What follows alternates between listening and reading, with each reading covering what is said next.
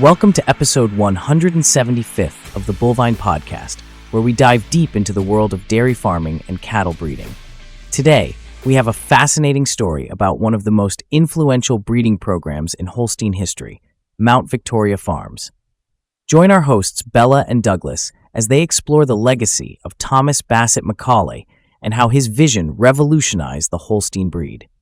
Get ready for an inspiring tale of innovation, perseverance, and genetic excellence. Welcome to the Bovine Podcast. I'm Bella, joined by my co-host Douglas. Today we're diving into a fascinating story that shaped the Holstein breed as we know it. We're talking about Mount Victoria Farms and its visionary founder, Thomas Bassett Macaulay. That's right, Bella. This is a tale of how an insurance executive revolutionized Holstein breeding through scientific innovation and sheer determination. It's a story that every dairy farmer and cattle breeder should know. Absolutely. Let's start at the beginning. Douglas, can you set the scene for our listeners? Certainly. Picture this. It's 1899, and a 44-year-old insurance executive named Thomas Bassett Macaulay purchases a 200-acre farm in Quebec, Canada. Little did anyone know that this seemingly ordinary land acquisition would be the first step in a journey that would transform the entire dairy industry. It's hard to imagine an insurance executive becoming a cattle breeding pioneer. What made Macaulay different? Well, Bella, Macaulay brought a unique perspective to cattle breeding. He applied his analytical skills from actuarial science to the world of genetics. He approached breeding with the precision of a mathematician and the vision of an artist. That's an interesting combination.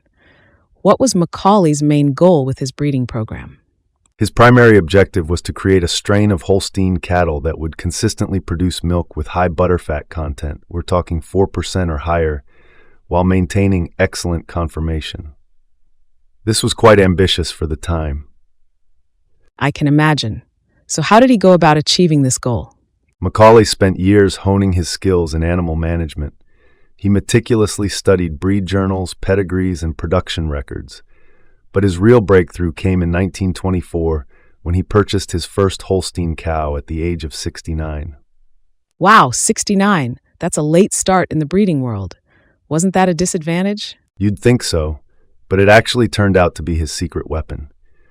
Macaulay wasn't bound by traditional practices or preconceived notions. He approached Holstein breeding with a fresh perspective and a rigorous scientific methodology. That's fascinating. Can you tell us more about his breeding methods? Certainly. Macaulay's breeding strategy was built on 4 key pillars: systematic inbreeding and line breeding, data-driven selection, focus on butterfat, and a holistic approach to breeding. Could you break those down for us?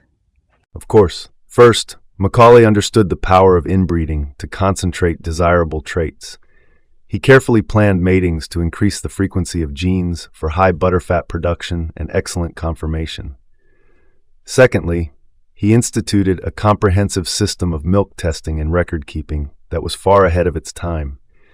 Every cow at Mount Victoria was regularly tested for milk volume and butterfat percentage. That sounds like a lot of work.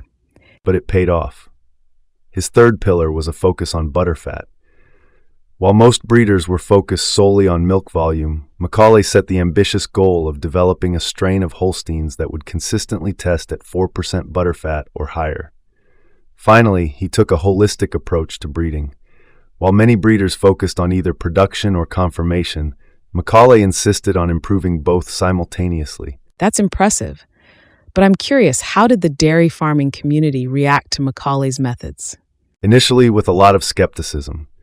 Many doubted that an insurance executive with no formal agricultural training could succeed in the competitive world of Holstein breeding. But Macaulay was about to prove them all wrong. How did Macaulay prove his skeptics wrong? How did he do that? Well, Bella, it all started with his foundation animals. Macaulay's research led him to Oxford County, Ontario, which had become a hotbed of Holstein innovation. In 1924, he attended the dispersal sale of Newton Chambers, a respected Oxford County breeder. What did he purchase at this sale? He bought Oakhurst Colantha Abbekerk for $900, the highest price of the sale. This cow would become the foundation of Mount Victoria's Colantha family. He also acquired Ingleside Piacha Posh for $550. and those names might not mean much to our listeners. Can you explain why these cows were significant? Certainly. These cows, along with four others, became known as the Big Six. They formed the backbone of the Mount Victoria breeding program. Their descendants would dominate show rings and milk production records for decades to come. Fascinating. Who were the other members of the Big Six?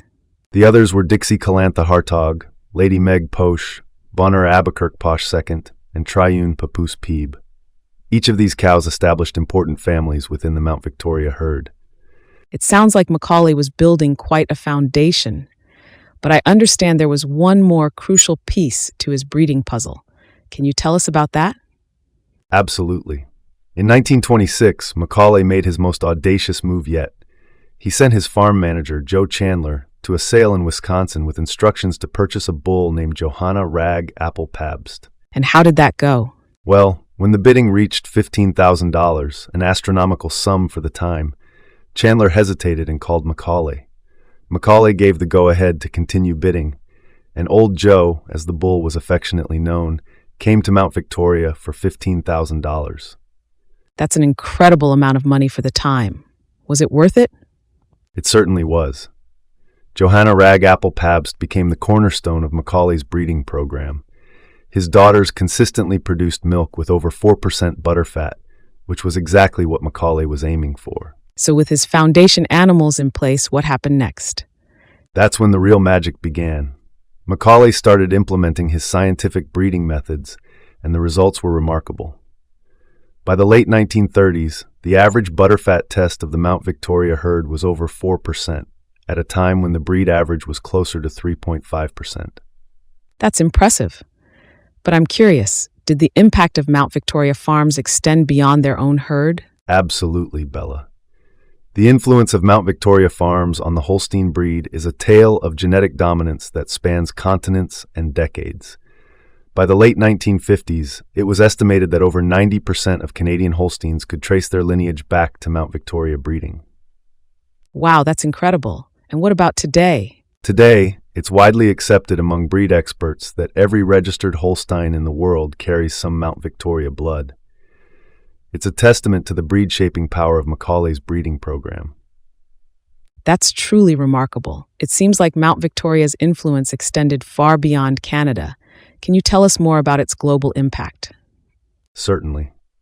After World War II, as countries sought to rebuild their agricultural sectors, there was a surge in demand for high-quality Holstein genetics. Mount Victoria descendants, particularly those tracing back to Johanna Rag Apple Pabst, were in high demand. In Europe, countries like the Netherlands, Germany, and Italy imported Mount Victoria bloodlines to improve their herds. South American countries like Brazil and Argentina also saw a revolution in their dairy farming, thanks to these genetics. It sounds like Mount Victoria truly changed the face of dairy farming worldwide. As we wrap up, Douglas, what do you think are the key lessons modern breeders can learn from Macaulay and Mount Victoria farms? Great question, Bella. I think there are several important takeaways. 1. The power of a clear vision. Macaulay had a specific goal in mind and pursued it relentlessly. 2. The importance of data-driven selection. Macaulay's meticulous record-keeping and analysis were key to his success. 3. The value of a scientific approach. Macaulay's background as an actuary informed his breeding decisions, demonstrating the power of applying scientific principles to agriculture. 4. The benefits of challenging conventional wisdom. Macaulay's late entry into Holstein breeding allowed him to approach problems with fresh eyes. 5. The impact of patience and persistence. Building a world-class herd took Macaulay nearly 2 decades of dedicated effort. Those are excellent points, Douglas. It's clear that Macaulay's methods were truly revolutionary for his time. To our listeners, whether you're a seasoned breeder or just starting out, there's a lot we can learn from the Mount Victoria story.